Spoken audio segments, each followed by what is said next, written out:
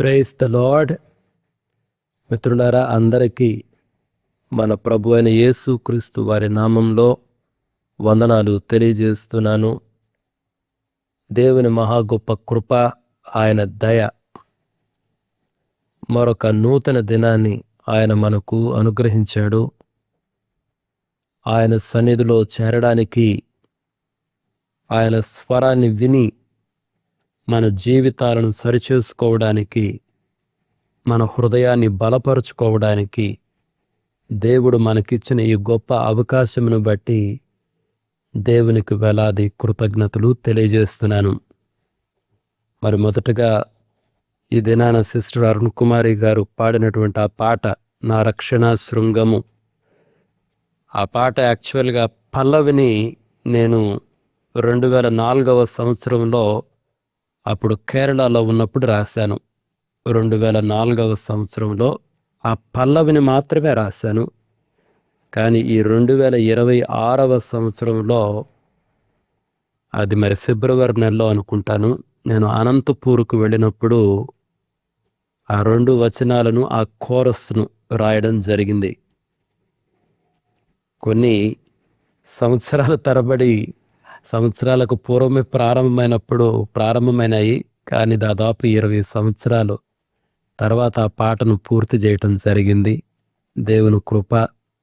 చక్కగా ఆ సహోదరి గారు ఆ పాటను పాడారు. అందుకు ధన్యవాదాలు తెలియజేస్తున్నాను. ఆ పాట వింటున్నప్పుడు అసలు మనం ఏమి రాసాము అని ఆలోచన చేస్తాం. మీరు గమనించారో లేదో, ఆ పాటలో యేసుక్రీస్తు ప్రభువారి గురించిన 7 I am స్టేట్మెంట్స్, 7 సార్లు ఆయన నేనే మార్గమును, నేనే సత్యమును, నేనే జీవమును, అదేవిధంగా నేనే జీవాహారమును, నేనే ద్వారమును, నేనే పునరుద్ధానమును.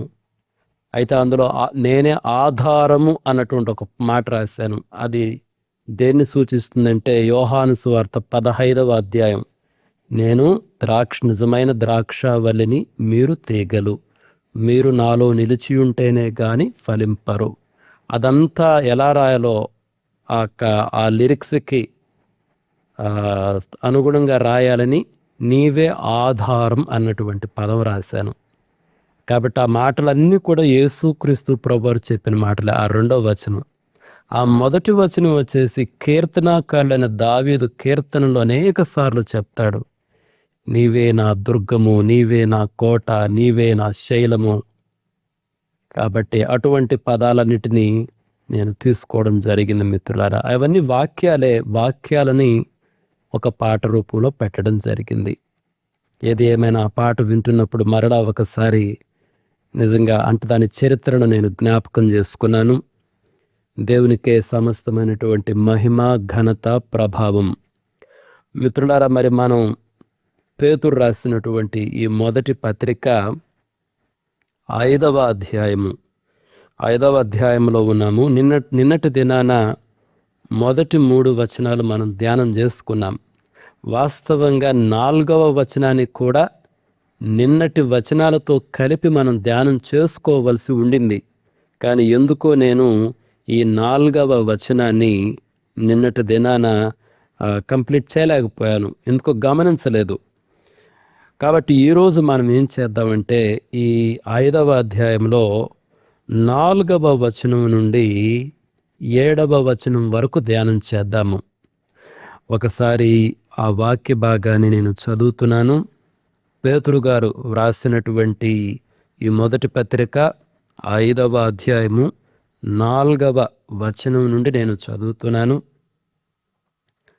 ప్రధాన కాపరి ప్రత్యక్షమైనప్పుడు మీరు వాడబారని మహిమ కిరీటము పొందుదురు. చిన్నలారా, మీరు పెద్దలకు లోబడియుండుడి. మీరందరూ ఎదుటివాని ఎడల దీన మనస్సు అను వస్త్రము ధరించుకొని మిమ్మును అలంకరించుకొనుడి. దేవుడు అహంకారులను ఎదిరించి దీనులకు కృప అనుగ్రహించును. దేవుడు తగిన సమయమందు మిమ్మును హెచ్చించునట్లు ఆయన బలిష్టమైన చేతి క్రింద దీన మనస్కులై ఉండుడి. ఆయన మిమ్మును గూర్చి చింతించుచున్నాడు గనుక మీ చింత యావత్తు ఆయన మీద వేయుడి. ఈ వచనాలను మనం ధ్యానం చేసుకుందాం మిత్రులారా. ఈ వచనాలు నేను ఇందాక చెప్పినట్టు ఈ 4వ వచనము అన్నటువంటిది ఇది వరకు మనం 3 వచనాలు ధ్యానం చేశాం కదా, ఆ వచనాలతో కలిపి ధ్యానం చేసి ఉంటే చాలా అర్థవంతంగా ఉంటుంది. ఏది ఏమైనా సరే మనము ఈ దినాన దీన్ని కూడా ధ్యానం చేద్దాం. మొట్టమొదటిగా చారిత్రక నేపథ్యాన్ని మనం అర్థం చేసుకోవాలి. చూడండి, ఈ వచనాలలో ఎక్కువగా దీనత్వము గురించి, దీన మనస్సు అను వస్త్రము గురించి, దేవుడు దీనులకు కృపను అనుగ్రహించును అన్నటువంటి ఈ మాటలు చాలా ప్రధానమైన మాటలు. 6వ వచనంలో అయితే ఆయన బలిష్టమైన చేతి క్రింద దీన మనస్కులై ఉండుడి. కాబట్టి దీనత్వము అన్నటువంటి ఆ పదం రిపీటెడ్గా ఈ వచనాల్లో వచ్చింది. చూడండి, ఆనాటి ఆ మొదటి శతాబ్దంలో గ్రీకు మరియు రోమన్ సంస్కృతిలో దీనత్వము అంటే అది ఒక బలహీనత, అది బానిసలకు మాత్రమే సరిపడే పదం అన్నమాట, లక్షణం. ఆ రోజుల్లో బాగా డబ్బు ఉన్న వాళ్ళు ఎక్కువ గర్వాన్ని, ఆధిపత్యాన్ని సమాజంలో ప్రదర్శించేవాళ్ళు అన్నమాట. వాళ్ళ యొక్క గొప్పతనాన్ని ప్రదర్శించేవారు.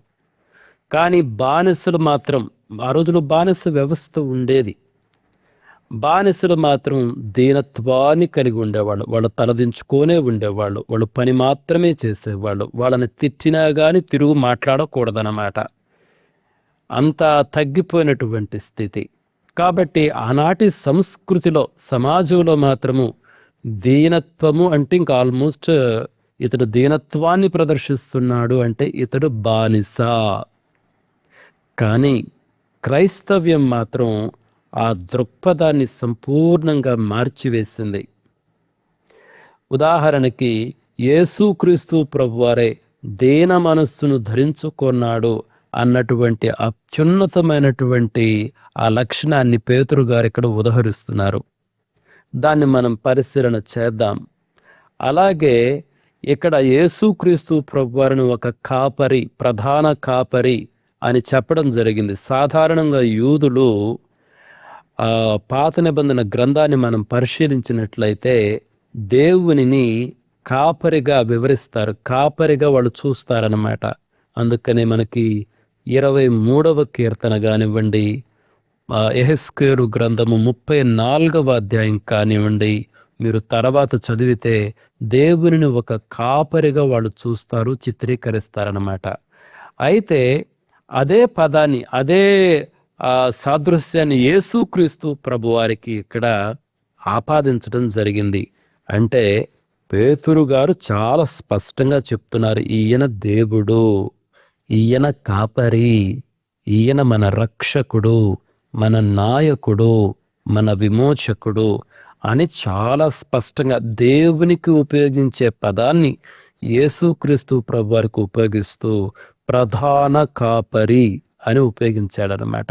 చాలా ఆశ్చర్యకరమైనటువంటి విషయం. ఆనాటి దినాలలో ఆ రకమైన సాదృశ్యాన్ని ఉపయోగించడం అన్నటువంటిది సాహసోపేతమైనటువంటిది. అనేక మందికి సమాధానం చెప్పవలసి వచ్చేటటువంటి ఆ పద ప్రయోగం అన్నమాట. ఇది చారిత్రక నేపథ్యం మిత్రులారా. మరి ఇప్పుడు మనం ఏం చేద్దామంటే ప్రతి వచనంలో 4, 5, 6, 7 ఈ వచనాలలో ఉన్నటువంటి కొన్ని ప్రధానమైన పదాలను మనము పరిశీలన చేద్దాం.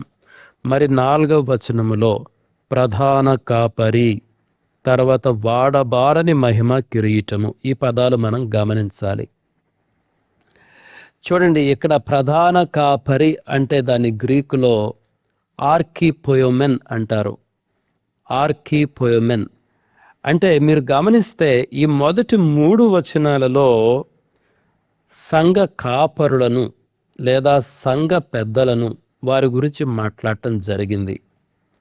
వారి గురించి మాట్లాడిన తరువాత ఈ 4వ వచనంలో యేసుక్రీస్తు ప్రభువారిని ప్రధాన కాపరి అని పేతురు గారు సంబోధిస్తున్నారు. ఎందుకు అలా సంబోధించారంటే కాపరులు తెలుసుకోవాలి, అంటే సంఘ పాస్టర్లు కానివ్వండి, పెద్దలు కానీ, వాళ్ళు ఒక బోధకులు కానివ్వండి, వాళ్ళు ఏం తెలుసుకోవాలంటే మేము కేవలము ఉపకాపరులము మాత్రమే. ఒక ప్రధాన కాపరి మాత్రమే యేసుక్రీస్తు ప్రభువారు. ఆయనే నాయకుడు. మేము కేవలము గృహ నిర్వాహకులము మాత్రమే, అదనమాట.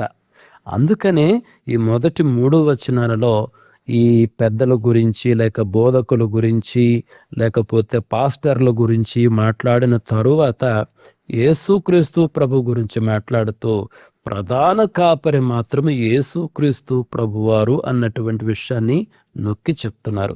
కాబట్టి మిత్రులారా, బోధకులమైన మనము, పాస్టర్లమైన మనము, పెద్దలమైన మనమే అన్నీ అన్నట్టు ప్రవర్తించరాదు. ప్రధాన కాపరి మాత్రము యేసుక్రీస్తు ప్రభువారే అన్న విషయాన్ని మనం గమనించాలి. అదేవిధంగా ఇదే వచనంలో వాడబారని మహిమా కిరీటం పొందుదురు. ఇక్కడ పేతురు గారు కేవలము మహిమా కిరీటం అని చెప్పి వదిలేలా, వాడబారని మహిమా కిరీటం. ఎందుకు వాడబారని పదం ఉపయోగించారు? ఆ దినాలలో గ్రీకు అన్నటువంటిది క్రీడలకు చాలా ప్రసిద్ధిగాంచినటువంటిది. అయితే విజేతలకు వాళ్ళు ఆకులతో చేసిన కిరీటాలు ఇచ్చేవాళ్ళు. మరి ఆకులతో చేశారు అంటే ఎంతకాలం ఉంటాయో మీకు నేను చెప్పనవసరం లేదు. ఒక్కరోజే ఉంటాయేమో, త్వరగా వాడిపోతాయి. కానీ అందుకనే దాన్ని ఒకసారి ఉటంకిస్తూ, దాన్ని ఒకసారి చూపిస్తూ మీరు మాత్రము వాడబారని మహిమ కిరీటము పొందుకుంటారు. అది ఎప్పటికీ వాడిపోదు, అది శాశ్వతమైనది. కాబట్టి ఇక్కడ ఏం చెప్తానంటే కాపరులు, పెద్దలు, బోధకులు, పాస్టర్లు తమ నమ్మకత్వానికి తప్పకుండా ఒక శాశ్వతమైన బహుమానాన్ని పొందుకుంటారు అని కూడా ఇక్కడ తెలియజేస్తున్నాడు. ఆ తర్వాత మీరు 5వ వచనం చూడండి. 5వ వచనంలో చిన్నలారా మీరు పెద్దలకు లోబడి ఉండుడి. ఆ తరువాత ఎదుటివాని ఎడల దీన మనస్సు అను వస్త్రము ధరించుకొనుడి. ఆ రకంగా మిమ్మల్ని అలంకరించుకోండి. చిన్నలారా, లోబడి ఉండుడి, దీన మనస్సు అను వస్త్రము, ఈ పదాలు అసలు ఏంటి? ఇక్కడ దీన మనస్సు అను వస్త్రము అని ఉంది కదా, ఎందుకు దీన మనస్సు అను వస్త్రము ఆ రకంగా పదప్రయోగం చేయవలసి వచ్చింది?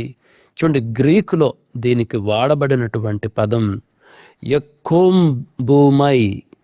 నేను స్పెల్లింగ్ చదువుతాను. EGKOMBOOMAI, ఎక్కోంబూమై. అది దేన్ని సూచిస్తుందంటే, ఆ దినాలలో బానిసలు వాళ్ళ యజమానుల దగ్గర పనిచేసేటప్పుడు నడుముకు ఒక టవల్ కట్టుకుంటారు, ఒక తువాలు, ఒక గుడ్డ, ఒక యాప్రాన్ అనుకోండి. లేదంటే ఆ గుడ్డను, అంటే బానిసలు తమ యజమానుల క్రింద పనిచేసేటప్పుడు నడుముకు కట్టుకునే తువాలును సూచించే పదం అన్నమాట అది ఎక్కోంబూమై. ఇక్కడ అదే పదాన్ని దీన మనస్సును వస్త్రము ద్వారా పేతురు గారు ఉపయోగిస్తున్నాడు అనమాట. మీరు గమనిస్తే యేసుక్రీస్తు ప్రభువారు కూడా శిష్యుల పాదములు కడిగేటప్పుడు తన నడుముకు ఒక తువాలు కట్టుకొని శిష్యుల పాదములను కడగడం జరిగింది. అదే ఆ రకమైన వస్త్రం ధరించుకోండి, ఇది వస్త్రంగా ధరించుకోండి అని. అంటే విశ్వాసులు ఎప్పుడు కూడా దీనత్వమును ప్రదర్శించాలి. ఎందుకు? ఆ తర్వాత చాలా ప్రాముఖ్యమైన విషయం చెప్పాడు చూడండి. దేవుడు అహంకారులను ఎదిరించి దీనులకు కృపను అనుగ్రహించును. మిత్రులారా, దేవుని దృష్టిలో మనము దీనులుగా ఉండాలి. దేవునితో ఎవరైనా పోరాడగలరా? ఎవరు? మనుషులతో పోరాడవచ్చు, దేవునితో మనం పోరాడలేం కదా. కాబట్టి దేవునికి భయపడాలి. అయ్యో, నేను ఈ మాటలు ఉదాహరణకి ఇప్పుడు నా స్వభావమే తీసుకుంటే, నా స్వభావానికి కోపం వస్తుంది, నా స్వభావానికి తిట్టాలి అనిపిస్తుంది. కానీ నేను దేవునికి భయపడాలి. అయ్యో, దేవుడు చూస్తున్నాడే. ఏమయ్యా ధనరాజు, నోరు దగ్గరకు పెట్టుకోవయ్యా. ఏమయ్యా ధనరాజు, ఏంటయ్యా ఆ మాటలో, ఏం భయపడవా ఏంటి? నాకు దేవునికి భయపడాలి. నేను దేవునికి భయపడి నోటిని నేను అదుపులో పెట్టుకోవాలి, ఆలోచనలను అదుపులో పెట్టుకోవాలి, నా క్రియలను అదుపులో పెట్టుకోవాలి. ఎందుకంటే దేవుడు నన్ను చూస్తున్నాడు. ఒక రోజున ఆయన ఎదుట నిలువబడి నేను సమాధానం చెప్పాలి. ఈ విషయం చాలా ప్రాముఖ్యమైనది. ఇక్కడ ఇంకొకటి మిత్రులారా, ముందుకు పోయే ముందు ఒక మాట కూడా చెప్తాను చూడండి. మనము ఎప్పుడు కూడా మనుషులతో పోరాడకూడదు. ఒక భక్తుడు ఈ విధంగా అంటాడు, నీవు మనుషులతో పోరాడుతున్నావు అంటే నీవు అంధకార సంబంధమైనటువంటి ఆ దురాత్మలతో నువ్వు పోరాడటం లేదు. అసలు మనం విశ్వాసులు పోరాడవలసింది అంధకార సంబంధమైనటువంటి దురాత్మలతో మన పోరాటం. కాబట్టి ఆ దురాత్మలతో పోరాడేవాడు మనుషులతో పోరాడడు. అయితే మనుషులతో పోరాడేవాడు ఆ దురాత్మలతో ఎంత మాత్రము పోరాడడు. అసలు అతడు ఆధ్యాత్మిక యుద్ధంలోనే లేడు. ఈ విషయాన్ని మనం గమనించాలి. నేను మనుషులతో పోరాడుతున్నానా, దురాత్మలతో పోరాడుతున్నానా? నేను మనుషులతో పోరాడువాడునైన ఎడల నేను నిజమైన ఆధ్యాత్మిక యుద్ధంలో లేను. నేను దురాత్మలతో పోరాడడం లేదు. కానీ నేను పోరాడవలసింది దురాత్మలతో, మనుషులతో కాదు. మనుషులను ప్రేమించాలి, రక్షణలోనికి వారిని నడిపించాలి. కాబట్టి ఈ విషయాన్ని మనం గమనించాలి మిత్రులారా. కాబట్టి దీనత్వం అనే వస్త్రాన్ని మనం ధరించుకోవాలి. ఆ తర్వాత చూడండి, బలిష్టమైన చేతి క్రింద అనేటువంటి పదము మన 6వ వచనంలో కనిపిస్తుంది. ఆయన బలిష్టమైన చేతి క్రింద దీన మనస్కులై ఉన్నది. బలిష్టమైన చేతి, మైటీ హ్యాండ్ అంటే ఇది దేవుని సర్వాధికారాన్ని, విడుదలను, క్రమశిక్షణను సూచించేటటువంటి పాత నిబంధన ప్రయోగం అన్నమాట. అంటే శ్రమలు వచ్చినప్పుడు సనగవద్దు దేవుని పైన. ఆయన సర్వాధికారమునకు తల వంచి ఉండటం నేర్చుకుందాం.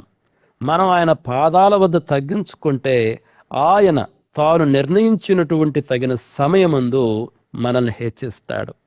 కాబట్టి హెచ్చించుట, విడుదల కలిగించుట అన్నటువంటిది దేవుని చేతుల్లో ఉంది.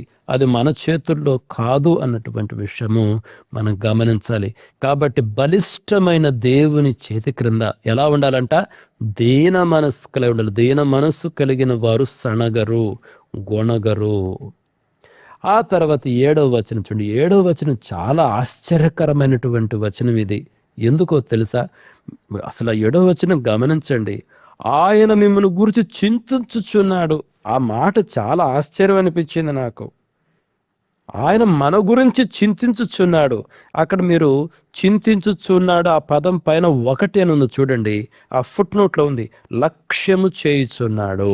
అంటే ఆయన మన మీద ఫోకస్ పెట్టాడు, అటెన్షన్ పెట్టాడు. నిజంగా దేవుడు నా గురించి చింతించుచున్నాడు. ఆ పదవి విన్నప్పుడే అంటే నా గురించి ఆలోచన చేస్తున్నాడు, నా గురించి లక్ష్యం ఉంచాడు, నా వైపే చూస్తున్నాడు. నాకు చాలా ఆదరణ అనిపించింది ఆ మాట మిత్రులారా. కాబట్టి ఇక్కడ మీరు చింతపడొద్దు. ఇక్కడ చింత, ఈ పదాన్ని మాత్రం గమనించాలి చూడండి. చింత ఉంది, మీరు చింతించకుండా ఉంది కదా. ఆ చింత అన్నదానికి గ్రీకులో ఉపయోగించబడిన పదము మెరిమ్నా. మెరిమ్నా అనే పదం వాడారు.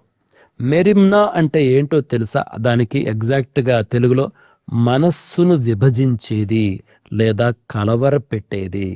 మనస్సును విభజించటం అంటే ఏంటి? నీ మనసులో ఒక ఆలోచన లేదు, అనేక ఆలోచనలు ఉన్నాయి. కారణం ఏంటంటే చింత. ఎప్పుడైతే మనం కలవరపడతామో మన ఆలోచనలో స్పష్టత ఉండదు, ఒక ఆలోచన ఉండదు, నానా విధమైన ఆలోచనలు ఉంటాయి. మన మనస్సు విభజించబడుతుందన్నమాట. కాబట్టి మీరు ఆ రకంగా చింతపడవద్దు, కలవరపడవద్దు. ఇక్కడ ఉపయోగించబడిన ఈ పదప్రయోగం చూస్తే ఒక బరువైన వస్తువును మన భుజాల మీద నుండి తీసి మరొకరి మీదకు పూర్తిగా బదిలీ చేయడం అన్నమాట. అంటే మీ చింత యావత్తును ఆయన మీద వేయుడి. కాబట్టి మన భుజాల పైన, మన గుండెల పైన, మన మనస్సులో ఉన్న భారమును దేవుని పైన వేద్దాము. ఏది మేలో ఆయన అది నాకు చేస్తాడు. ఈ విషయం గమనించండి. దేవుడు నా గురించి చింతించుచున్నాడు. దేవుడు నా పైన లక్ష్యం ఉంచాడు. ప్రతి మనిషి గురించి చింతించుచున్నాడు. ఇప్పుడు నా గురించే కాదు, ఇప్పుడు ఈ బైబిల్ స్టడీలో మీరు ఎంతోమంది ఉన్నారు. ప్రతి ఒక్కరి గురించి దేవుడు చింతించుచున్నాడు. ప్రతి ఒక్కరి పైన దేవుడు లక్ష్యం ఉంచాడు. ఎంత బలమైనటువంటి సత్యమండి ఇది. కాబట్టి మిత్రులారా, ఇవి ఈ 4వ వచనం నుండి 7వ వచనం వరకు ఉన్నటువంటి ప్రాముఖ్యమైనటువంటి పదాలు. ఇప్పుడు మనం కొన్ని బిబ్లికల్ ఇలస్ట్రేషన్స్ చూద్దాం. యోహాను సువార్త 13వ అధ్యాయానికి రండి. అక్కడ యేసు క్రీస్తు ప్రభువారు శిష్యుల పాదములను కడగటం మనం చూస్తాము. యోహాను సువార్త 13వ అధ్యాయంలో ఇదంతా చదవలేం కానివ్వండి. 4వ వచనంలో చూడండి. భోజన పంక్తిలో నుండి లేచి తన పైవస్త్రమును అవతల పెట్టివేసి ఒక తువాలు తీసుకొని నడుమునకు కట్టుకొనెను. ఆ తర్వాత ఆయన ఏం చేశాడు? శిష్యుల పాదములో కడిగాడు. తాను కట్టుకొని ఉన్న తువాలుతో తుడుచుటకును మొదలు పెట్టాడు. గమనించారా? ఇది దీన మనస్సు అనే వస్త్రం మిత్రులారా. మనం కట్టుకుందామా దీన మనస్సు అన్న వస్త్రము? మిత్రులారా, ఎవరైనా సరే మనము ముందులకు వెళ్ళాలి. ప్రత్యేకంగా దేవుని పొలంలో పనిచేయాలనుకుంటే దీనత్వం కావాలి. ప్రత్యేకమైన అటెన్షన్ మనం కోరుకున్నామంటే మనం బురదలో పడ్డట్టే. దేవుడు ఆయన పొలమునకు యజమానుడు. ఆయన పొలంలో నేను పని చేయాలంటే దీనత్వం మన వస్త్రం ధరించుకో. అంతేకాదు, కుటుంబంలో కూడా భార్యతో ఉన్న రిలేషన్షిప్, భర్తతో ఉన్న రిలేషన్షిప్, అంతేకాదు ఆఫీసులో చాలామంది దేవుని ఎరుగని వారు ఎంతసేపటికి వాళ్ళ ఆహారాన్ని ప్రదర్శిస్తారు. అందరూ అని నేను అన్ను, కొంతమంది ఉంటారు. విశ్వాసంలో కూడా ఉన్నారు ఆహారాన్ని ప్రదర్శించే వాళ్ళు, అన్నులే కాదు. అయితే ఎవరితో మనం ప్రవర్తించినా, అది కుటుంబం కానివ్వండి, ఆఫీస్ కానివ్వండి, లేకపోతే ఇల్లు కానివ్వండి, దీనత్వము అన్న వస్త్రాన్ని మనము ధరించుకుంది. ఈ పిక్చర్ను గుర్తుపెట్టుకోండి. యేసుక్రీస్తు ప్రభువారు ఆయన నడుమునకు తువాలు కట్టుకొని వాళ్ళ పాదాలు కడిగి ఆ తువాలుతో పాదాలు తుడుచున్న ఈ పిక్చర్ని మన మనస్సులో, మన హృదయంలో ఉంచుకుందాం. ఇది ఉంచుకొని మనం ఇతరులతో మాట్లాడదాం. నేను కూడా ఇప్పుడు నేను ఎవరితో మాట్లాడుతుంటే ఈ వ్యక్తి యొక్క పాదములు కడుగుటకు నేను బద్ధుడను, తగ్గించుకొనుటకు. దానివల్ల ఏమవుతుందంటే అవతల మనిషి కాపాడబడతాడు. దేవుడు మన ద్వారా పనిచేస్తాడు. ఆ తర్వాత మీరు గమనిస్తే, మీరు దావీదు యొక్క జీవితం కూడా అంతే మిత్రులారా. చూడండి, దావీదు నిజమే అతడు చిన్నవాడే అందరిలో కల్లా, కానీ అరణ్యంలో గొర్రెలను కాసే ఆ పనిలో ఉన్నాడు. సమూయేలు అసలు ఇంటికి వచ్చినప్పుడు అసలు దావీదును పిలిచారా అనిపిస్తుంది. సమూయేలు అడిగేంతసేపు కూడా యెషయి పిలవలా. అయ్యా, ఇంకా ఎవరైనా ఉన్నారా అని అడిగేంతసేపు కూడా యెషయి దావీదు గురించే మాట్లాడదు. అప్పుడు అన్నాడు, అవునయ్యా ఒకడున్నాడు. అంటే మరి దావీదు పొజిషన్ ఏంటో మనకు తెలియదు. చిన్నపిల్లవాడు, మొత్తానికి తండ్రి వీడు చిన్నపిల్లవాడు కదా, వీడేమి రాజులా అనుకున్నాడేమో. కానీ ఒకటేందంటే, దావీదులో దీన మనస్సు ఉన్నది. దేవుడు అతనిని హెచ్చించాడు, తగిన సమయంలో రాజుగా హెచ్చించాడు. దావీదు గొల్యాతును ఓడించినాక కూడా చాలా సంవత్సరాలు పారిపోవలసి వచ్చింది ఈ సౌలు దెబ్బకి. కానీ సౌలు చేతికి చిక్కినా కానీ చంపలేదు. అందులో దీనత్వం లేదా? దీనత్వం అన్నటువంటిది దావీదులో ఉన్నది. అందుకనే నిజంగా అతడు ఇజ్రాయేలులందరిలోకి ఒక గొప్ప రాజండి ఆయన. దావీదు గోత్రం, అది దావీదు సింహాసనం యేసుక్రీస్తు ప్రభువారు ఆయన ఆసీనుడు అవుతాడు. చూడండి, యూదుల చరిత్రలో 3 వ్యక్తులు చాలా ప్రాముఖ్యమైనటువంటి వాళ్ళండి. వాళ్ళు ఎవరో తెలుసా? అబ్రాహాము దేనికి గుర్తంటే పితరుడు, ఆయన దేవునితో ఎన్నుకొనబడినవాడు. తర్వాత మోషే ధర్మశాస్త్రం ఇచ్చినాడు, ఒక గొప్ప ప్రవక్త అండి. దావీదండి ఒక గొప్ప రాజు. ఈ 3 చాలా ప్రాముఖ్యమైన వ్యక్తులు. చూడండి, అబ్రాహాము, మోషే, దావీదు. మోషే గురించి ఏమనుంది? మోషే గురించి భూమి మీద ఉన్న వారందరిలోకి సాత్వికుడంట. ఆ మాట దేన్ని సూచిస్తుంది? దీనత్వము. అబ్రహాము ఎంత దీనత్వం అండి. దేవుడు పిలువగానే అన్ని వదిలిపెట్టి వచ్చాడు. దేవునికి తల వంచడమే దీనత్వం. ముగ్గురు వ్యక్తులు ఉన్నారు, అసాధారణమైన వ్యక్తులు, అబ్రహాము, మోషే, దావీదు. ఈ ముగ్గురు కూడా దీనత్వంలో దీన మనసున వస్త్రము ధరించుకున్నవాడండి. కాబట్టి అంత గొప్పవాళ్ళుగా ఉన్నారు. మిత్రులారా, మనము దీనత్వము అనే వస్త్రమును ధరించుకోవాలి. ఆ తర్వాత మీరు యోసేపు గురించి ఆలోచన చేయండి. మీరు ఆదికాండం 41వ అధ్యాయం చదివితే మీరు ఆ తర్వాత అదంతా చదవండి. ఆయన బానిసగా ఉన్నాడు, కొంతకాలం ఖైదులో ఉన్నాడు, ఒక చెరలో ఉన్నాడు. కానీ ప్రతి ఎక్కడ ఉన్నప్పటికీ దీనత్వాన్ని కలిగి ఉన్నాడు. ఆ దీనత్వం అన్నటువంటిది అతని అన్నలు వచ్చినప్పుడు కూడా అది బయటపడుతుంది.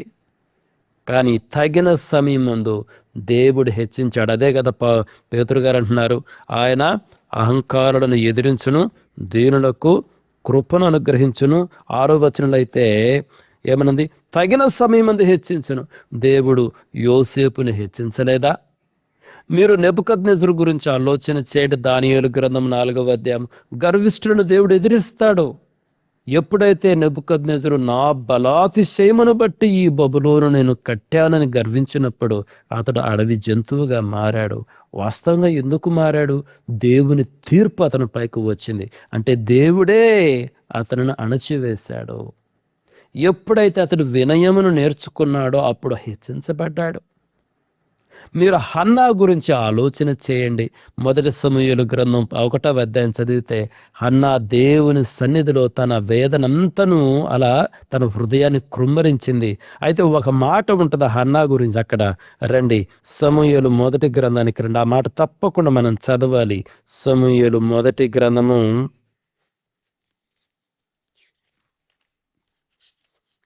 1 గ్రంథంలో చూడండి.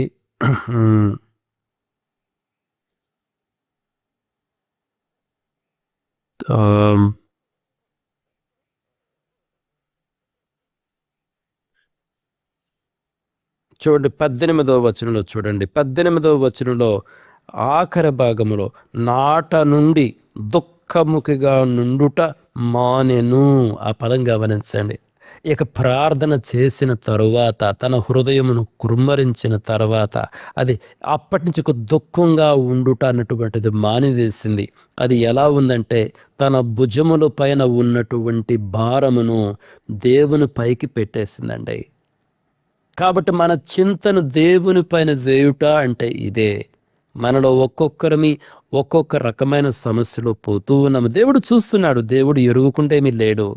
అయితే దేవుడు ఏమడుగుతున్నాడంటే నీ భుజముల పైన, నీ గుండెల పైన ఉన్న ఆ భారాన్ని నా పైకి ఇవ్వు, నేను లక్ష్యం ఉంచాను నీ పైన అంటున్నాడు. మిత్రులారా, అదేవిధంగా మీరు అపోస్తుడైనటువంటి పౌలు గురించి ఆలోచన చేయండి. ఆయన శరీరంలో ఒక ముళ్ళు ఉన్నది. కొరింథీయులకు రాసిన 2వ పత్రికలో 12వ అధ్యాయంలో మనం చూడొచ్చు. ఆ ముళ్ళును తీసివేయమని చెప్పి ముమ్మారు ప్రార్థించాడు. కానీ దేవుడు ఏం చెప్పాడు? నా కృప నీకు చాలునని చెప్పినప్పుడు ఇక దేవుని ప్రశ్నించలేదు.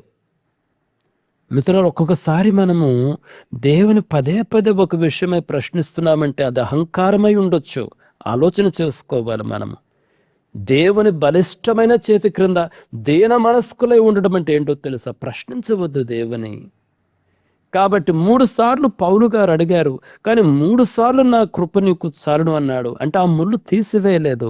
అప్పుడు పౌలు గుర్తించాడు, నా బలహీనతలోనే నేను దేవుని బలమును అనుభవించగలను, నేను బలవంతుడను, నా బలహీనతలో నేను దేవుని కృపను పొందుకుంటున్నాను. నా శక్తి కాదు, దేవుని కృపను బట్టి నేను బలవంతుడిగా ఉంటున్నాను. ఎంత గొప్ప విషయం పౌలు జీవితంలో చూస్తాం.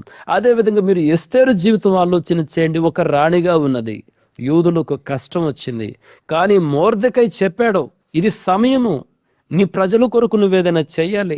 ఒకవేళ నువ్వేమీ చేయకపోతే దేవుడు మరొక చోట నుంచి మాత్రం సహాయం తీసుకొస్తాడు, కానీ నువ్వు నీ కుటుంబానికి మాత్రం అది ఎప్పటికీ నిలిచిపోతుంది ఆ మచ్చ.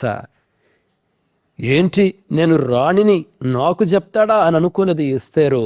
మొర్దెకై యొక్క తన తండ్రి అనండి, పినతండ్రి అనండి, పెంచినటువంటి తండ్రి అనండి, మొర్దెకై మాట విన్నది. ఆ మాట ప్రకారము ప్రవర్తించింది. మిత్రులారా, మాట వినింది. మాట వినుట అంటే ఏంటో తెలుసా? దీనత్వము. చాలా ఒక లక్షణం చెప్తాను చూడండి. కొంతమంది సలహా తీసుకోరు. కారణం ఏంటో తెలుసా? అహంకారము. చాలాసార్లు అది గుర్తించం మనం. నేనెందుకు ఒకరి సలహా తీసుకోను అంటే కారణం అది అహంకారము. ఆ వ్యాధిని మనం చాలాసార్లు గుర్తించం. దీనత్వము కలిసిన వ్యక్తికి, అహంకారము ఉన్న వ్యక్తికి వ్యత్యాసం ఏంటంటే, దీనత్వము కలిగిన వ్యక్తి ఒక సలహా ఇచ్చినప్పుడు తప్పకుండా తీసుకుంటాడు. అహంకారము కలిగిన వ్యక్తి పైకి సరే అంటారు, కానీ అది పాటించరు. అది ఆ హృదయము అహంకారం. నేను అది అప్పుడప్పుడు ఎక్కడో చెప్తూ వచ్చాను. మా ఇంటి ప్రక్కన రోడ్డు ఉంది. వర్షం పడితే, చిన్న వర్షం పడినా ఆ నీళ్లు పడతాయి. అదేందో భూమి తీసుకోదండి, ఆ నీళ్లు పైనే ఉంటాయి. అసలు నీళ్లు పడితే భూమిలోకి ఇంకిపోవాలి కదా, ఆ నీళ్లు ఎంతో పైన ఉంటాయి. ఎండకు అవి ఆవిరైపోవాల్సిందే కానీ భూమిలోకి ఇంకవు. అహంకారం అంటే అట్లనే ఉంటుంది చూడండి. హృదయములోనికి అది చొచ్చుకొని పోదండి. ఆ మాటలు పోవలసిందే కానీ అది హృదయంలోకి వెళ్ళదు. కానీ ఎస్తేరు ఒక రాణి అయి ఉండి కూడా అసలు ప్రాణమునకు తెగించి మొర్దెకై యొక్క సలహాను అంగీకరించి ప్రాణమునకు తెగించి ప్రవర్తించింది. అదేవిధంగా మీరు పరిసయుడు సుంకర ఉపమానం ఆలోచన చేయండి. లూకాసు వార్త 18వ అధ్యాయంలో ఎంత వ్యత్యాసము కూడా. సుంకరి అసలు పరిసయుడు అంటే దేవుని సన్నిధిలో ఉండేవాడే ఎప్పుడు, కానీ ఎంత దౌర్భాగ్యపు ప్రార్థన చేశాడండి. అది నేను దొంగల వలె కాదు, ఈ సుంకరి వలె కాదు, నేను ఉపవాసం ఉంటాను, నేను దశమ భాగం ఇస్తాను. నువ్వు ప్రార్థన చేస్తున్నావా? నీ గురించి నువ్వు చెప్తున్నావా? దేవుని సన్నిధిలో, దేవుని సన్నిధిలో నీ గురించి నువ్వు మాట్లాడుతున్నావంటే అర్థం ఏంటంటే అది అహంకారము. కానీ సుంకరైతే దూరంగా నిలబడ్డాడు. దగ్గరకు పోవటానికి కూడా భయం. ఆకాశం వైపు చూశాడు, మళ్ళీ తలదించుకున్నాడు. అమ్మో, ఆకాశం కూడా నేను చూడలేను. రొమ్ములు గుద్దుకుంటూ ప్రార్థన చేశాడు. అండి, మన యాక్షన్స్లో కూడా దీనత్వం కనిపిస్తుంది చూడండి ఒక్కొక్కసారి. అయితే మన హృదయంలో ఉండాలి బేసిక్గా. కాబట్టి దీనత్వమునకు, అహంకారమునకు ఒక బెస్ట్ ఎగ్జాంపుల్ పరిసయుడు సుంకరి ఉపమానం అండి. ఆఖరిగా మరొకటి చెప్తే, రూతు గురించి ఆలోచన చేయండి. నీ దేవుడే నా దేవుడు, నీ ప్రజలే నా ప్రజలు, నువ్వెక్కడ చనిపోతావు నేను అక్కడ చనిపోతావు. అందుకని పేతురు గారు అన్నటువంటి ఆ మాటలు, దేవుని బలిష్టమైన చేతి క్రిందకు రూతు వచ్చిందండి. రూతు తన జీవితకాలంలో ఒక మామూలు జీవితం అఫ్కోర్స్ హెచ్చించబడింది, కానీ తరువాతి కాలంలో అసలు తనకు తెలుసా లోక రక్షకుని యొక్క వంశావళిలో తాను చేర్చబడిందన్న విషయం తెలుసా? దేవుడు ఎంతగా హెచ్చించాడు. దీనత్వమును, దేవుని బలిష్టమైన చేతి క్రిందకు వచ్చింది. దేవుడు తగిన సమయంలో హెచ్చించాడు. లోక రక్షకుని వంశావళిలో ఆవిడ ఉన్నదండి. ఎంత గొప్ప విషయము. కాబట్టి నేను ముగిస్తున్నాను. చూడండి, ఆత్మీయ పాఠాలు మన ప్రధాన కాపరి అని యేసుక్రీస్తు ప్రభువారు వచ్చినప్పుడు ఆయనిచ్చే ఆ శాశ్వత బహుమానముపై, కిరీటముపై మనము దృష్టిని ఉంచాలి. 2, దీనత్వము అనే వస్త్రమును మనము ధరించుకోవాలి. 3, దేవుని సమయం కొరకు మనం నిరీక్షించాలి మిత్రులారా. అదే దేవుని బలిష్టమైన చేతి క్రిందకు రావడం అంటే. 4వది, మన చింతలన్నిటినీ ఆయనకు సమర్పించుకోవాలి. 5వది, ఆయన మన గురించి చింతిస్తున్నాడు. అద్భుతమైనటువంటి పాఠం అది. నా గురించి చింతించు దేవుడు. అయ్యో, ధనరాజు ఎలా ప్రయాణం చేస్తున్నాడు, ధనరాజు ఎలా ఉన్నాడు, అట్లా మీరు ప్రతి ఒక్కరి గురించి, అయ్యో వీరి వివాహ విషయం ఏమిటి, వీరి బిడ్డల చదువుల విషయం ఏంటి, వీరి బిడ్డల ఆరోగ్య విషయం ఏమిటి, దేవుడు లక్ష్యం ఉంచాడు. నీ విషయము, నీ కుటుంబము, నీ ఉద్యోగము, నీ పిల్లలు ఆరోగ్యాలు, వాళ్ళ భద్రత, వాళ్ళ ఆటపాటలు, అన్ని విషయము దేవుడు లక్ష్యం ఉంచుతున్నాడు. కాబట్టి నువ్వు భయపడకు, నువ్వు దిగులు పడకు, నీ భారమును ఆయన పైన పెట్టు, సంతోషించు, నువ్వు ఆనందించు. తప్పకుండా దేవుడు నీకు మేలు చేస్తాడు. కాబట్టి మిత్రులారా, నేను ముగించే ముందు ఒకే ఒక మాట చెప్తాను. చార్ల్స్ స్పర్జన్ గారు అన్నటువంటి ఒక మాట, చింత అనేది రేపటి దుఃఖాలను ఏమాత్రం తొలగించదు, కానీ అది నేటి శక్తిని, నీ శక్తిని పూర్తిగా హరించి వేస్తుంది. చింత అనేది రేపటి దుఃఖాలను ఏమాత్రం తొలగించదు, కానీ ఈరోజు నీ ఒంట్లో ఉన్నటువంటి శక్తిని మాత్రం అది పూర్తిగా హరించి వేస్తుంది. ఈ మాటలన్నీ అర్థం చేసుకోవడానికి కావలసిన కృపను దేవుడు మనలో ప్రతి ఒక్కరికి అనుగ్రహించాలని కోరుకుంటూ ముగిస్తున్నాను. May God bless each one of you. Thank you.